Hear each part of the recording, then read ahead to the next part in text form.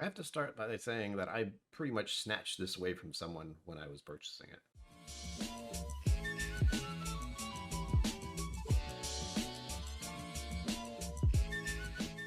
Greetings, my name is Brian. Welcome to KillCo Whiskey Musing. Today's video we have a Baker's 53.5%. And one of the interesting things about this is the neck, because it tells me when it was barreled, 2014, and it is 8 years and 1 month old. But on the front here, it says 7 years minimum. Very strange, very interesting. And if you were unaware, this is from the Jim Beam Distillery. Oh my gosh, plastic die. Oh wait, there's the thing. Oh, the cork on this thing is matte. Like, what? Look what they did. I mean, look at that. That's the top of the cork. Yeah. Oh, kill a goat with this. We begin with the color. Look at it. Bourbon color. One of the nice things about bourbon is I know they can't add any coloring. Now, before I go into the nose, you're probably wondering, what, you stole this from someone? When I was in Kentucky at the Jim Beam Distillery, of all places, I was looking for a bottle to pick out. I was going to get the Legend. That is a bottle I hope to do a video of someday, but moving on. I didn't see one there on the shelf. I was wandering around and I saw a bunch of other bottles. I was like, these are something I can get anywhere. And then I see in its own little shelf this Baker's bottle. Initially, I thought I should ask someone if I'm supposed to take that, but then I realized I'm in a store full of whiskey to buy. You can take it. So I took said bottle, brought it right up to the cash register, and started paying for it. It was more money than I could think about, and ooh, hello, that smells nice. And the funny part is there was an older lady who was going to buy this as a gift, I believe, and had just wandered off to ask one of the employees if it was for sale. Lesson about buying whiskey: grab the bottle first, then ask about it if you're not sure. So I do feel a little bad about that, but I have my whiskey now. I did accidentally nose this while I was talking. Thought of walnut. There's a nuttiness to it. I don't usually think distinctly nuttiness. There is a nice caramel vanilla. The nose doesn't make me think the proof. And there's a char note, like distinctly in the middle of it. Graham cracker? Oh. And as soon as I go to graham cracker, I go to marshmallow.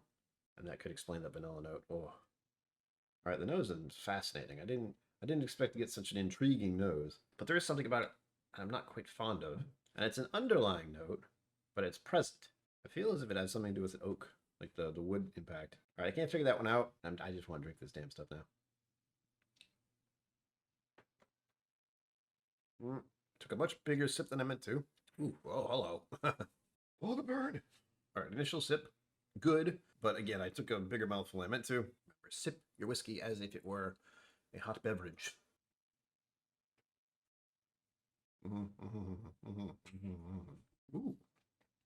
Ooh, sugar cookie. There was a brief cherry note. Oh, that was nice. Holding it on the palate was much better than my initial first sip. Oh, there's like dark chocolate? I'm trying to remember. I have yet to have a Booker's bottle, and there's a long story that is kind of sad that goes along with it. When I was at Jim Beam Distillery, I did see this Baker's, and I'm fairly certain when I took their little tasting that they do there, which was kind of nice, but very quick. I believe Baker's was in the lineup, and it was the one I, of course, preferred. There's still something about the nose. Oh, yeah. It just kicks.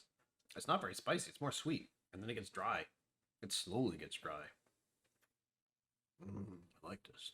The problem here is I don't know if I've seen Baker's on the shelf around me at all. All right. The palate made me think of a dime. There's a slight tin metallic-y note. This is making me think of some sort of graham cracker topping. Oh. This isn't graham cracker, but this is reminding me of tiramisu in the way that it's got this lovely sweetness and then this dry, slight bitterness, as if it were, coffee infused kind of deal. This is a damn sippable bourbon. I've gone back to this at least 4 times now, and I've enjoyed every sip. So I'm very glad I got to pick up this bottle. But there's something about it that feels a bit off. I can only equate it to the fact that I know it's a Jim Beam product. Knob Creek, for example, is not something I go after all the time. And this one, I believe, is just the right balance of like a Knob Creek vibe and enough sweetness for me to really enjoy it. And I do enjoy the progression. It has a very nice progression, which just starts off high and then slowly fades out. Delightful. Well, there you have it, folks. As always, live long and prosper. Don't forget to be awesome. And I'll see you out there. Thank you for joining me on KillCo Whiskey Musings. You can find my social media and Patreon in the links below. Be sure to like, subscribe, and I'll see you next time.